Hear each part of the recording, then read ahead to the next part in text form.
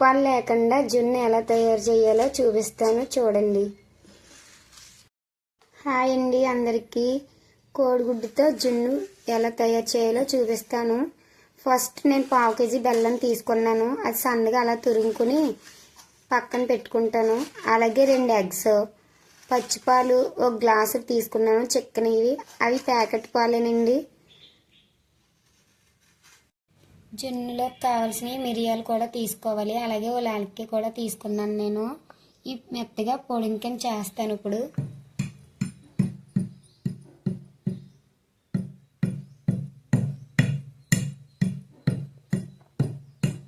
First బెల్లం వేసుకోవాలి మిక్సీలోని. ఇప్పుడు ఎగ్స్ పగలగొట్టుకుని వేసుకోవాలి.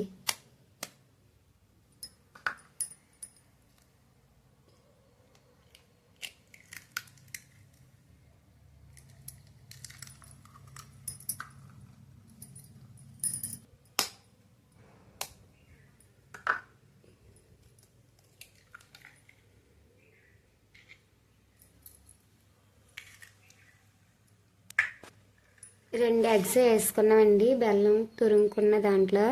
ఇప్పుడు పాలు కూడా వేసుకుందాము. కొంచెం కొంచెం మిక్సీ చేద్దాము. పాలు కొద్ది కొద్దిగా వేస్తాను.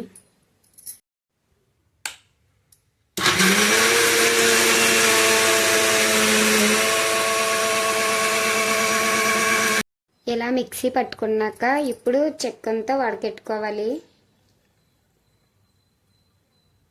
మనకి ఎంత కావాలో అంతా గిన్నెలో పోసుకోవాలి.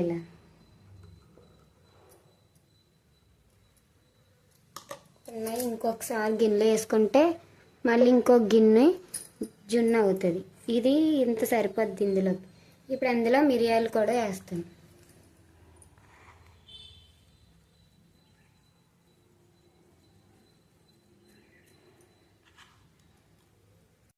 పాలు ఇలా గిన్నెలోకి వేసుకొని సమానంగా, ఎందుకంటే ఎక్కువ వేస్తే మళ్ళీ పొంగిపోతుంది, అందుకు నేను ఇలా తీసుకున్నాను. అప్పుడు ఈ గిన్నెని ఒక పెద్ద గిన్నె తీసుకుని అందులో నీళ్ళు వేసుకుని సరిపడా అప్పుడు ఈ గిన్నె పెట్టుకోవాలి. దానిపైన మూత కూడా పెట్టుకోవాలి. చూపిస్తాను చూడండి. స్టవ్ వెలిగిస్తాను ఈసారి. ఇప్పుడు ఆ వాటర్లో గిన్నె పెడుతున్నాను. ఎంతవరకు ములుగుతుందో చూసుకోవాలి కదా, అందుకు ఈసారి స్టవ్ వెలిగిస్తాను.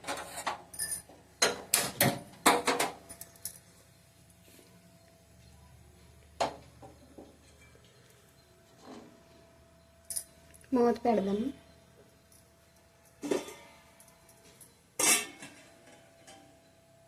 ఇది ఉడకాలి. ఇంకా మూత తీసి ఇప్పుడు ఈనుపలు గుచ్చుతున్నాను నేను. అది అలా నుంచుంటే ఉడికిపోయినట్టే. ఇప్పుడు స్టవ్ కట్టేస్తున్నాను.